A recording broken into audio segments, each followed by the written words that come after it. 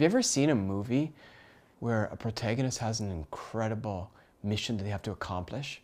And when they go to do it, everything just falls in place perfectly and they can accomplish it without any difficulty? Yeah, I haven't seen that movie because that's just not what makes a great story. We like stories where the protagonist suffers, where they fail, where we don't know if they're actually going to succeed. Like, you've seen 100 movies and the protagonist always succeeds. You watch 101st and halfway through you're like, gosh, I don't know if they're going to make it this time. What's happening is we're seeing a person persevere. They're experiencing failure. They're not letting that stop them. They're going through and they're accomplishing the mission. So here's the question.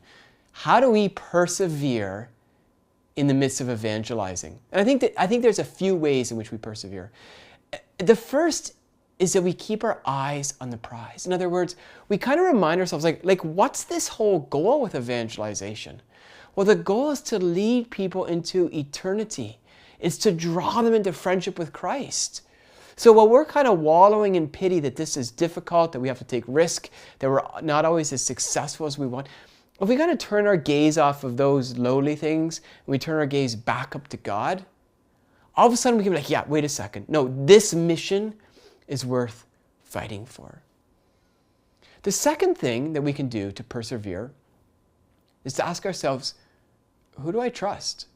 You know, do I trust in myself? Do I think I'm so good at this, so good at organizing this awesome retreat at my parish, so good at leading a Bible study with coworkers, so good at having friends over for a faith study that, you know, when it fails, it's like I'm crushed because I think I can do it?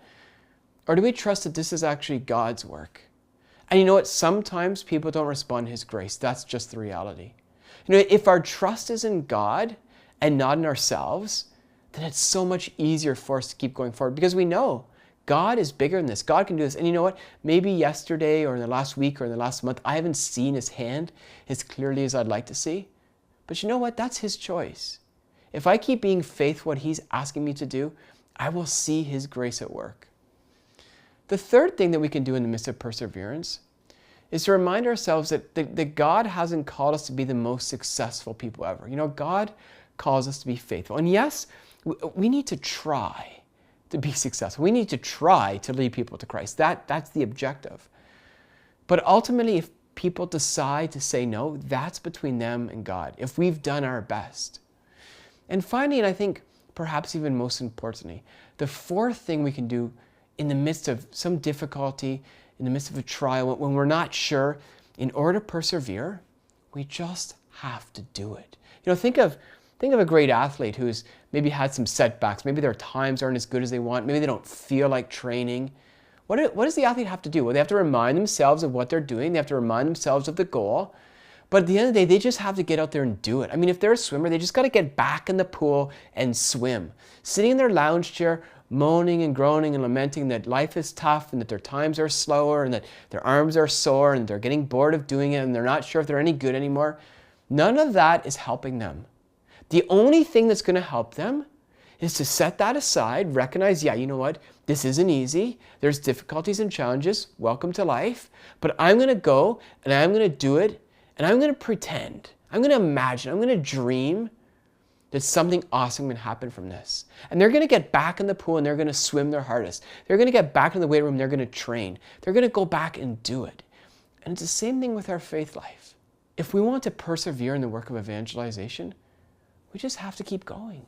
We just have to do it. It's not easy. It's not always rewarding. It's not always how we would have dreamt or imagined it to be. We don't always get the glory or the success or the results or the consolations that we want. But it's not about us. It's about God. It's about His kingdom. It's about other people and their eternal destinies.